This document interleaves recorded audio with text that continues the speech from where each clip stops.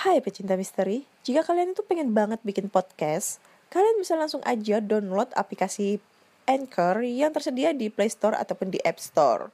Caranya gampang banget, silahkan tinggal download dan itu gratis tanpa dipungut biaya. Dan podcast kalian langsung terpublish secara otomatis di Spotify, Google Podcast, Apple Podcast, ataupun di Anchor. Gampang banget kan? Buruan coba langsung bikin podcast kalian agar kalian bisa berkreativitas seperti yang lainnya. Hai semua, selamat datang di podcast kisah horor. Hari ini hari Sabtu, tanggal 23 Mei 2020 dan kurang satu hari lagi kita akan merayakan hari kemenangan yaitu hari Idul Fitri. Besok ya, hari Minggu kita merayakan hari Idul Fitri dan semangat. Hari ini adalah hari puasa terakhir. Kalian harus semangat, gak boleh bolong 30 hari full loh ya. Dan buat para ciwi-ciwi, kalau kalian ada bolong, jangan lupa loh ya. Setelah bulan puasa, kalian harus mengganti puasa kalian yang bolong itu. Yuk, gue udah bolong berapa kali ya? Udah banyak banget lah. Oke semua, aku kali ini akan membacakan email berhantu lagi dari teman-teman semua yang sudah mengirimkannya melalui podcast kisah horor@gmail.com ataupun di DM Instagram Ana Olive.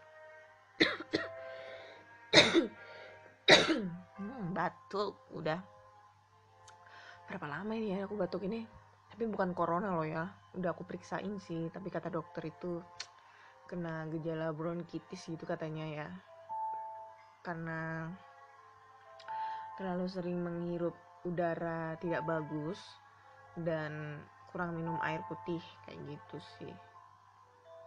Mungkin ada ini saran obat yang mujarab gitu ya, soalnya aku udah berobat berkali-kali, udah dikasih resep obat sampai obat habis juga nggak sembuh. Oke, semua sebenarnya sih besok itu aku jadwalnya buat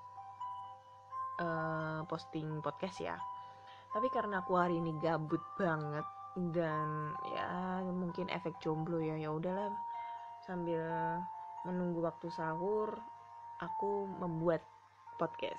Hihihi, aku harap kalian nggak bosen ya. Oke, sebelum itu jangan lupa matikan lampu, tutup pintu rapat-rapat dan pasang headset kalian. Siapa tahu di saat kalian sedang fokus mendengarkan cerita horor kali ini, ada sesosok bayangan yang sedang mengintai di dalam kamar kalian. Selamat mendengarkan.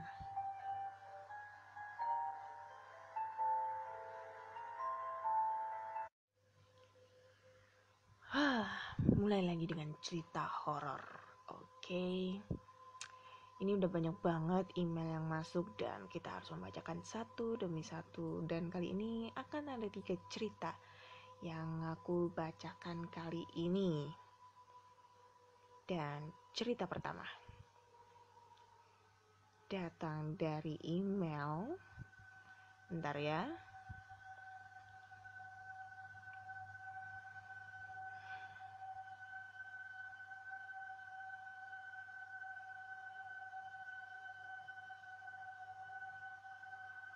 Nah, cerita pertama datang dari email. Hai, podcast kisah horor. Iya, hai juga. Kenalin, namaku Fai di Sukabumi. Halo Fai. Cerita ini murni dan asli aku alamin sendiri. Aku inget banget kejadiannya. Bulan November 2011, tepatnya tanggal 23 hari Rabu kalau gak salah. Nanti dicek ya tanggalnya, bener gak hari Rabu? Aduh, masuk angin deh kayaknya. Langsung aja ya, gini ceritanya. Malam itu aku baru pulang dari warnet. tempat biasa main game online. Kira-kira pukul 11:30-an, aku sampai di kampung tempat tinggalku yang udah sepi banget. Udah pada tidur kali ya, pikirku. Pas aku jalan beberapa puluh meter, aku sampai di tempat penjualan kayu jati. Tempatnya gelap, nyeremin.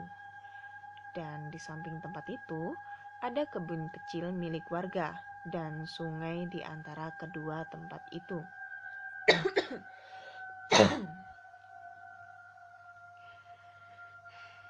Tiba-tiba aku dengar suara kedebuk.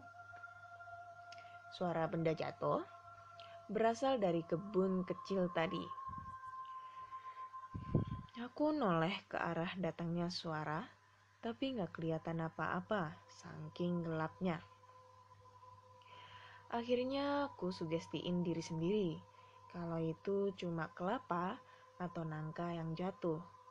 Karena di kebun itu memang ada pohon kelapa dan pohon nangka. Aku lihat ke arah sungai, terus ke arah tempat jual kayu, malah makin merinding. Akhirnya aku putusin buat jalan lagi. Pas kira-kira beberapa langkah, kayak ada suara orang jalan ngikutin aku. Tapi suara langkahnya aneh, seperti orang yang jalan cuma pakai sebelah sendal. Asli gak berani aku lihat ke belakang. Langsung kabur aku waktu itu, lari sekencang-kencangnya.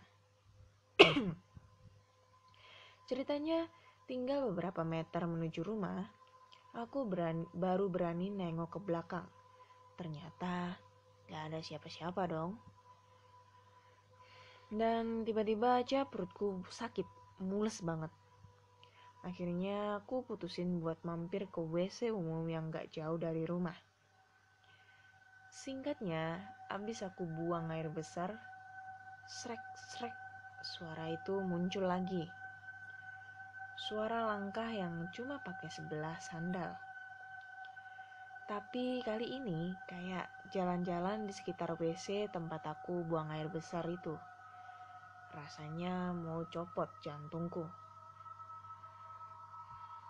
Setelah gak lama, baru suara itu hilang. Dan aku langsung lari ke rumah, kunci pintu, dan masuk kamar. Aku pikir aku aman di rumah, apalagi di kamar sendiri. Nyatanya aku salah. Pas aku ganti baju, terus duduk di kasur, tiba-tiba dok, dok, dok, dok, dok. Ya gitulah suaranya. Kayak suara orang mukul tembok. Disusul dengan suara orang gedor-gedor jendela kamarku. Yang paling parah, jendela kamarku itu kayak mau dibuka paksa. Istilah Sundanya digebrek-gebrek sampai berisik banget. Dan aku cuma berdoa sebisanya. Kira-kira pukul 1 dini hari, baru suara-suara itu hilang. Ucapan syukur pun keluar dari mulutku. Tapi gak lama setelah itu terdengar suara kumbang. Mendengung gitu pokoknya. Nabrak-nabrak jendela kamarku. Parno tingkat berat waktu itu. Asli gak bisa ngapa-ngapain selain pasrah. Akhirnya aku beraniin ngomong. Hei, yang di luar, kamu kenapa sih ganggu saya? Apa salah saya? Kalau emang saya punya salah, mudah-mudahan kamu mau maafin saya. Aku ngomong gitu pakai bahasa Sunda waktu itu. Dan aku nggak bisa ya mentranslate bahasa Sundanya gitu kayak gimana. Setelah aku bilang itu, suara-suara aneh hilang gitu aja. Aku masih ketakutan untuk bisa tidur. Alhasil begadanglah sampai pagi. Dan esoknya aku tepar, sakit, panas, demam. Sampai sekarang aku nggak tahu apa salahku sampai diganggu sama gituan, sumpah. Waktu itu aku diobatin sama kakekku. Kakekku juga bilang kalau makhluk yang ganggu aku itu masih diem, jongkok di bawah jendela kamarku sampai beberapa hari. Tapi akhirnya makhluk itu pergi setelah dibujuk sama kakekku. Kakekku bilang makhluk itu kurus, tinggi, kulit hitam mengkilat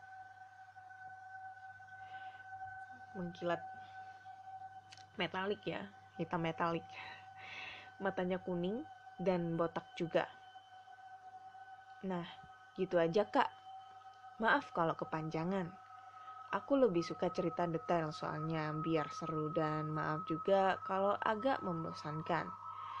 Thanks ya Kak Ana, mudah-mudahan aku bisa post pengalamanku lainnya. Oke, terima kasih Mas Fai untuk ceritanya. Ini sih asli bete banget ya kalau seandainya ngalamin diganggu hantu dan hantunya itu masih ngedongkrok di bawah jendela kamar kita gitu ya, nungguin kita. Dan emang sih ya, pokoknya pohon yang berurusan dengan jati-jati itu agak serem menurutku. Jadi ini aku selipin ceritaku ya. Ini cerita pengalamanku, masih tetap di daerah rumah nenekku ya, yang ada di Jogja, almarhumah nenekku. Jadi nenekku ini rumahnya bapakku dulu ini ya, itu melosok banget di daerah Jogja, itu melosok banget. Dan jadi ini ya ceritanya, ini kalau aku bisa deskripsikan, ini rumah nenek. Depannya rumah nenek itu sudah los kebun jati, jadi nenek itu punya lahan kebun jati gitu. Dan tetangganya ini apa ya, rumahnya itu kayak gimana ya kalau bisa dideskripsikan itu. Jadi ini rumah tetangga, ini jalan, seberang rumah tetangga itu rumah nenek, dan di depan rumah nenek itu pemandangan pohon jati, dah gitu kayaknya. Dan di belakangnya pohon jati itu adalah makam umum.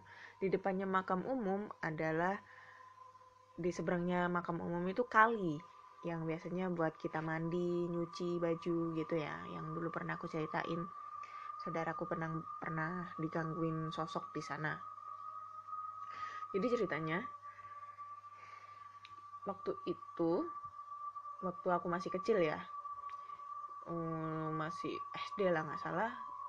Waktu itu aku liburan ke rumah nenek, liburan sekolah di rumah nenek, dan kebetulan waktu itu bapakku cuti gitu kan.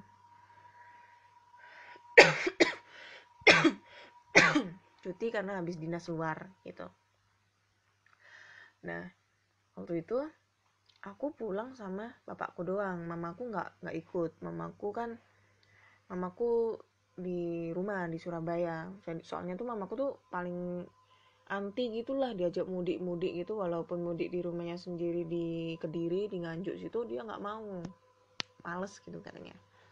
Jadi tuh aku pulang sama bapak sama ponaanku gitu ya, ponaanku. Nah, waktu itu rumahnya ini dulu itu kurang, penerangannya itu agak kurang. Jadi kejadiannya itu sebelum ada gempa Jogja tuh ya, sekitar tahun 2000-an lah, tahun 2000-an. Gempa Jogja kan 2006. Nah, waktu itu ini cerita dari bapakku ya, waktu itu bapakku ini pengen buang air besar. Nah,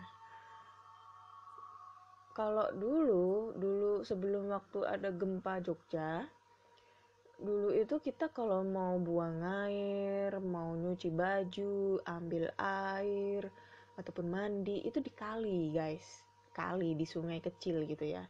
Nah, kita belum ada kamar mandi. Semuanya itu yang ada di sana di desa itu belum ada kamar mandi. Jadi aksesnya itu ya di sungai itu.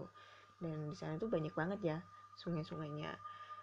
Nah, waktu itu katanya sih sekitar pukul 7, jam 8-an itu udah sepi. Jam 7 itu udah sepi banget. Habis Isya itu udah sepi banget gitu kan. Terdengar suara kumbang-kumbang gitu kan banyak banget. Nah, waktu itu bapak itu mau buang air besar, bermodalkan senter jadul kayak gitu kan. Nah, waktu dia mau keluar ke arah kali, kan ngelewatin pohon jatinya ini, lewat sampingnya. Dia itu kayak ngedenger suara langkah kaki yang nginjek ranting. Nah, bapakku ini mau meriksa dong, takutnya itu maling yang mau ngambil pohon jati gitu loh. Soalnya pernah kejadian ada maling yang ngambil pohon jati. Soalnya waktu itu nenekku tinggal sendirian gitu kan. Maling pohon jati. Nah, bapakku ini kan kemana-mana kan selalu bawa sangkur ya buat jaga-jaga. Soalnya bapakku dulu kan TNI ya. Nah, dia tuh mau nyamperin tuh maling gitu. Niatnya mau nyamperin tuh maling di senter tuh nggak ada. Terus mikir kan, mungkin perasaannya dia aja, mungkin tikus atau musang lewat gitu kan, pokoknya hewan lah gitu. Jalan lagi lah. Baru ada 3 langkah 4 langkah, kedengeran suara orang kayak lari gitu. Lari. Nah, ini larinya itu suaranya tuh gede banget gitu, bukan langkah hewan tapi kayak langkah orang gitu kan. Bisa dibedakan lah. Larinya hewan sama larinya orang tuh beda banget suaranya itu. Nah, dia mau senter dong. Bapakku udah senter kan. Dan emang tuh kebun jatinya tuh luas banget gitu kan. Senter. Pas waktu mau nyenter ke arah dekat rumah, bapakku ngelihat ada sesosok bayangan hitam yang tiba-tiba lari cepet gitu. Dikejar dong sama bapakku, dipikir itu maling gitu kan, mau nyuri pohon jati gitu. Dikejar bawa sangkur, dikejar.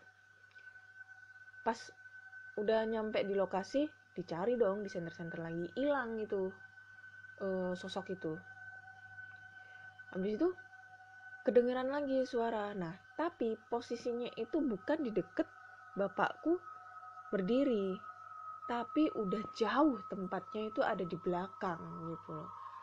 Jadi kan mikir kan, kok bisa tadi itu arahnya ke arah deket rumah, tiba-tiba jauh ke belakang arah makam. Padahal bapakku tuh gak dengar suara langkah kakinya itu yang tiba-tiba, kan jaraknya tuh jauh banget ya. Pasti kan kalau misalnya lari itu kan kedengeran suara langkahnya tuh kan jauh ya. Tapi ini enggak, suara langkahnya itu sebentar, cuma udah posisinya itu jauh banget ke arah makam. Dari situ bapakku mengurungkan diri untuk BAB dan menahannya pakai batu kerikil. Itu sih cerita dari bapakku. Tapi emang sih ya, terkait itu semua yang namanya jati itu pasti serem. Sumpah serem. Pohon jati, kebun jati, serem banget. Katanya sih sosok genderuwo atau apa, aku juga nggak tahu ya, kayak gitu. Tapi kalau kayak pohon sawo itu genderuwo juga, sama kuntilanak gitu biasanya, pohon duren kayak gitu. Oke lah, terima kasih ceritanya buat Mas Fai. Lanjut ke cerita kedua. Banyak ngoceh di Hana ini. Oke, cerita kedua datang dari email. Halo podcast kisah horor, namaku Hudi. Aku akan menceritakan tentang pengalamanku yang berada di sekitar stasiun Kebayoran. Malam itu sekitar pukul 11.30 malam. Suara tokek guys, kita hitung ya, bentar ya, kita hitung ya. Ini bunyi berapa kali? 1, 2, 3, 4, 5, 6, 7, 8, 9, 10. Nambah guys, 11, 12. Enggak. Karena kata orang-orang itu mitos, kalau jumlah suara tokek itu dia ganjil, katanya ada makhluk halus. Gitu. Ini bulan puasa loh ya, nggak usah ganggu. Besok itu udah lebaran coy. Mentang-mentang aku lagi bikin cerita horor lagi. Oke lanjut ya. Malam itu sekitar pukul 11.30 malam, aku masih saja duduk di motor menunggu penumpang di depan stasiun. Sebenarnya aku udah merasa lelah, tetapi karena merasa penghasilan kurang, aku enggan untuk pulang. Suasana stasiun sudah sangat sepi. Aku mulai sedikit putus asa. Tetapi senyumku langsung merekah ketika aku melihat ada seorang wanita keluar dari stasiun. Wanita itu mengenakan setelan rapi, lengkap dengan blazer seperti wanita kantoran. Kemudian aku menawarkan jasanya kepada wanita itu, dan wanita itu mengiyakan tawaranku. Wanita itu minta diantarkan ke wilayah Tanah Kusir. Aku pun memacu sepeda motorku. Di tengah perjalanan, aku menanyakan wanita itu hendak pergi kemana. Dengan suara yang dingin, wanita itu menjawab, "Saya mau pulang, Bang." Jujur aja, aku sedikit merinding mendengar suara wanita itu. Sepanjang perjalanan, aku dikagetkan dengan suara benda terjatuh dari motorku. Kontan saja aku menanyakan kepada penumpang, apakah ada barang yang terjatuh? Namun sekali lagi wanita itu menjawab dengan nada yang sangat menyeramkan. "Nggak ada, Bang." Padahal aku yakin sekali ada sesuatu yang terjatuh dari motorku. Aku pun lebih awas memantau wanita itu dari kaca spion motorku. Selang beberapa menit kemudian, aku melihat hal mengerikan yang aku sendiri tidak percaya. Dari kaca spion, aku melihat tangan wanita yang sedang memegang tas itu copot dan terjatuh dari motorku. Dari lengan itu keluar banyak darah. Aku tentu saja kaget. Motorku oleng dan hampir terjatuh. Untung aku masih bisa mengendalikan motorku. Tetapi jantungku sudah berdegup kencang.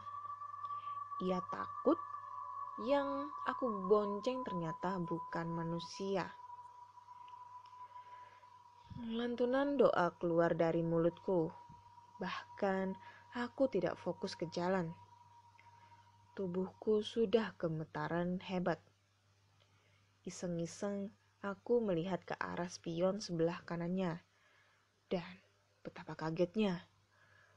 Aku saat melihat pantulan yang ada di spion kanannya. Ternyata wanita yang aku bonceng itu tidak berkepala. Aku hanya melihat leher yang sudah terpenggal dan mengeluarkan darah kehitaman serta belatung. Serem. Melihat hal itu, kini aku tidak dapat mengendalikan laju motorku lagi. Aku akhirnya tersungkur jatuh dari motorku. Dan seketika wanita jadi-jadian itu menghilang.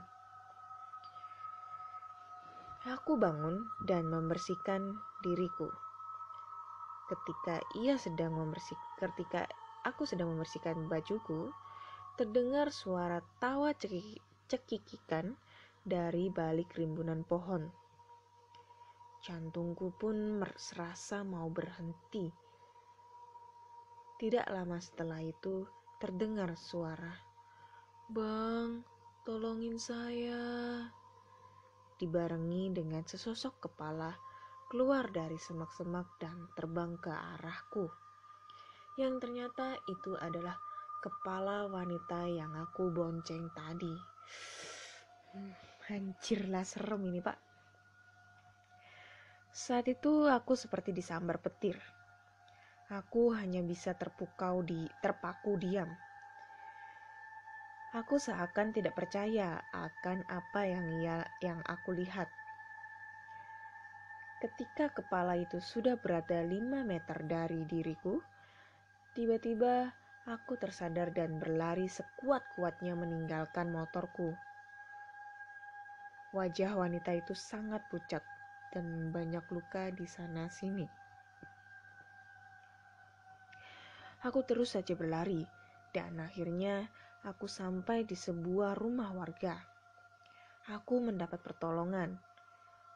Aku ditampung oleh salah seorang warga. Keesokan paginya, aku bersama seorang warga mengambil motorku yang tertinggal di sebuah kebun kosong. Hingga saat ini, aku tidak pernah tahu siapa wanita itu. Aku masih ingat dengan jelas kejadian itu.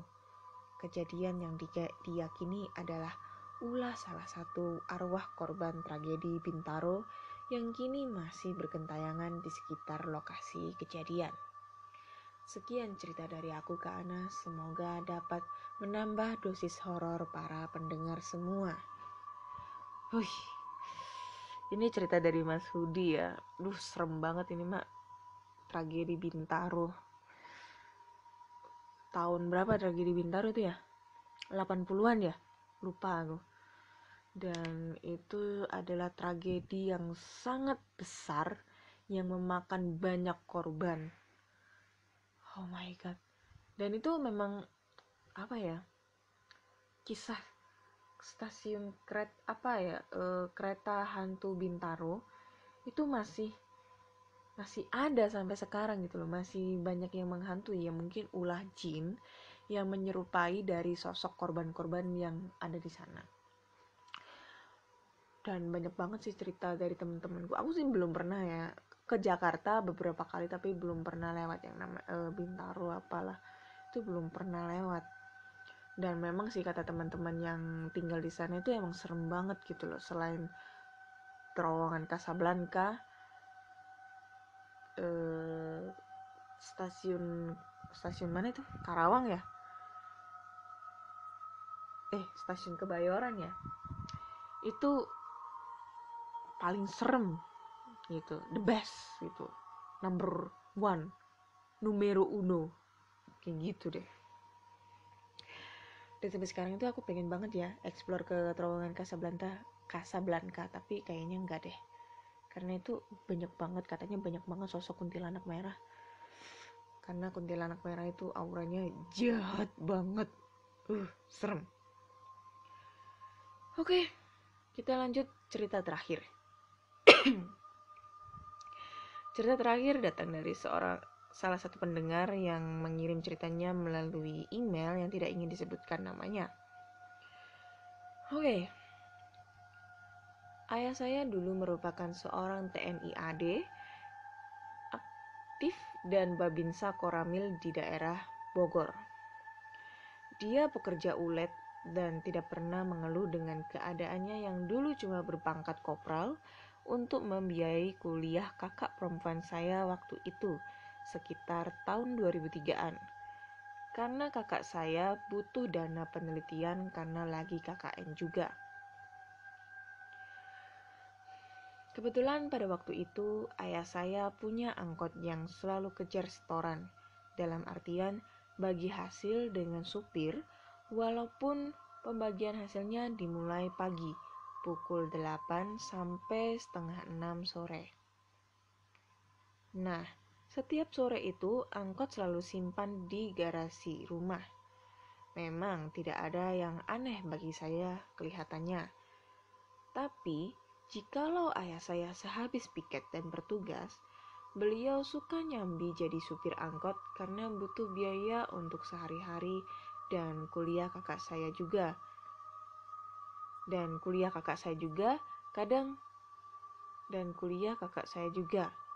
Anjir lah, gak ada tanda komanya, cu. Bingung, cu, bacanya. Kadang beliau selalu pulang larut malam dengan hasil yang memuaskan. Dikarenakan kalau malam di daerah kami sangat susah sekali kendaraan jikalau sudah lewat maghrib. Suatu ketika di kala sekolah ada tanggal merah, saya ingin ikut jadi iseng-isengan kondektur. Anjir lah ini mah, alamak Jan. Ada tanggal merah, saya ingin ikut jadi iseng-iseng kondektur cilik. Waktu itu memang saya memaksa untuk ikut dan ingin tahu keadaan malam hari. Walaupun ayah saya sering melarang, tapi saya memaksa dan duduk di belakang kala itu. Anjir lah mbak, lain kali tanda baca, koma, tanda titik itu harus diterapkan ya, biar yang baca nggak bingung ceritanya. Kalau bingung itu nanti alurnya jadi nggak asik, tau nggak sih loh? Pukul menunjukkan 8:30 malam, saya melihat jam dinding yang ada di toko karena angkot lagi ngetem cari penumpang. Memang jarak kota ke desa itu sekitar 21-28 km, melewati jarak yang cukup jauh untuk trayek angkutan umum. Memang bahagia saya pada saat itu bisa ikut naik angkot. Wah, benar pula, angkot tuh penuh dan sesak dengan penumpang. Tak lupa, ayah saya membeli oleh-oleh untuk keluarga di rumah. Akhirnya angkot pun berangkat. Satu persatu penumpang yang berdesakan itu mulai tiada, turun sesuai dengan tempat tujuannya. Dan yang terakhir itu penumpang ibu-ibu parubaya yang saya ingat minta diantar ke tujuan yang bukan jalur tujuan angkot ayah saya. Akan tetapi ayah saya akhirnya mengiyakan untuk mengantarnya sampai tujuan. Si ibu senyum dan memberikan ongkos lebih. Waktu juga sudah menunjukkan pukul 22.20. Kami melewati sebuah jalan yang sangat sepi dan jauh dari perkampungan. Memang cukup jauh jaraknya karena saya duduk di belakang. Saya merasakan angkot itu sesak dan seperti penuh penumpang. Padahal pada saat itu sudah kosong. Saya mau teriak ke ayah itu susahnya minta ampun karena merasa ada sesuatu yang membuat saya merasa sesak. Angkot itu serasa ada yang mengobrol bla bla bla bla, tapi saya tidak bisa teriak. Saya lihat jalur itu masih jauh dari cahaya perkampungan. Sesampainya di perempatan, saya bisa teriak, "Ayah, aku mau pindah duduk di depan." Dan akhirnya ayah saya mendengar. Keringat dingin saya rasakan keluar. Ayah saya menanyakan ada apa. "Ayah, aku takut. Itu angkot seperti penuh dengan orang-orang." Tapi ayah saya bilang jangan takut. Mungkin cuma perasaan. Soalnya kamu itu penakut. Sambil ayah saya waktu itu bercanda dan sampai juga di rumah tercinta. Tapi dari situ saya paling ogah atau malas jika diajak ikut narik angkot lagi. Trauma juga dan kemudian angkot itu pun berpindah tangan karena harus dijual untuk keperluan biaya wisuda kakak saya. Waktu berlalu begitu cepat karena saya sudah pindah rumah dikarenakan ayah saya sudah pensiun dan tidak tinggal lagi di Bogor dan sekarang tinggal di Cianjur. Saya iseng main ke tempat masa kecil saya dan bertemu kawan ayah, orang yang pertama punya angkot itu. Saya cerita panjang kenangan narik angkot. Akhirnya kawan ayah saya bercerita, ternyata angkot itu adalah angkot yang dulu pernah kecelakaan masuk jurang dan semua penumpangnya meninggal dan hanya sebagian yang masih hidup.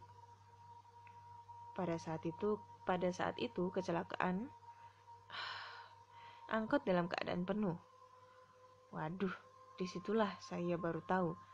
Ternyata angkot yang penuh berkah dan rezeki itu ternyata banyak kenangan yang tak terduga. Di akhir saya pulang malam, anjir lah, gila.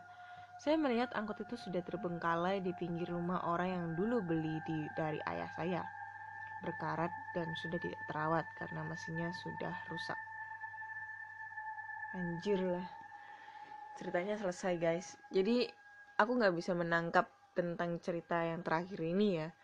Karena alur ceritanya yang berantakan dan gak ada tanda bacanya, gak ada tanda pemisahnya, yang aku bingung harus ceritanya itu kayak gimana modelnya gitu loh. Sumpah ini ya mohon maaf banget. Bukannya aku itu tidak menghargai atas kiriman cerita kalian ya. Ya aku apresiasi banget lah, apalagi kalian sudah berkenan untuk memberikan berbagi cerita horor kepada saya dan rekan-rekan pendengar podcast kisah horor. Cuma nih ya mohon maaf banget. Kalau kalian tidak bisa mengetik suatu alur cerita yang bisa nyambung, maksudnya dalam arti intonasi katanya, pokoknya itu kalimatnya yang tidak berantakan, itu mending kalian ini aja deh, bikin memo suara, voice recorder ya. Nah, dari voice recorder nanti kirim aja di email aku. Nah, dari email aku nanti pasti aku post di Spotify, di podcast aku, ataupun di YouTube. Begitu teman-teman. Mohon maaf ya, bukannya saya tidak menghargai. Saya apresiasi banget untuk usaha kalian. But terima kasih ya Kak buat ceritanya. Oke, dari ketiga cerita ini menurut aku sih yang paling serem adalah cerita yang kedua ya, yang tragedi arwah Bintaro itu. Serem itu sumpah. Gak bisa ngebayangin kalau aku ada yang di posisinya Mas Hudi itu gimana ya. Karena biasanya tuh ya kalau aku pulang malam, dulu tuh pernah, kalau biasanya aku nginep di rumah temen dan rumahnya tuh lumayan jaraknya cukup jauh, biasanya aku subuh disuruh pulang sama mamaku karena bantuin ini ya, bikin kue kan buat jualan. Nah itu selalu aku was-was ngeliatin ke spion, ada yang ngikut apa enggak gitu ya. Tapi dari situ juga aku udah gak berani deh kalau pulang subuh-subuh naik motor, takut kena begal ya, udah trauma banget hampir kena begal. Jadi biasanya kalau misalnya aku explore ngonten ya, bukannya sombong sih ya, kalau sendirian aku biasanya bawa mobil. Tapi kadang itu biasanya kalau habis ngonten di explore di tempat terbengkalai, di tempat-tempat angker gitu, kadang itu suka pulang ke rumah itu, perjalanan itu suka ngelihat spion gitu kan, ngelihat spion tengah gitu, takutnya ada yang ngikut ke belakang gitu, duduk di belakang gitu kan. Serem banget coy. Oke, terima kasih semua untuk ceritanya. Halo semua. Ya, sebelum itu saya mau mengucapkan selamat Hari Raya Idul Fitri 1441 Hijriah. Mohon maaf lahir dan batin semua. Maafin Ana ya kalau selama ini dalam membawakan podcast, membawakan cerita-cerita horor ada salah-salah kata dan salah-salah ucap. Mulai dari nol lagi ya.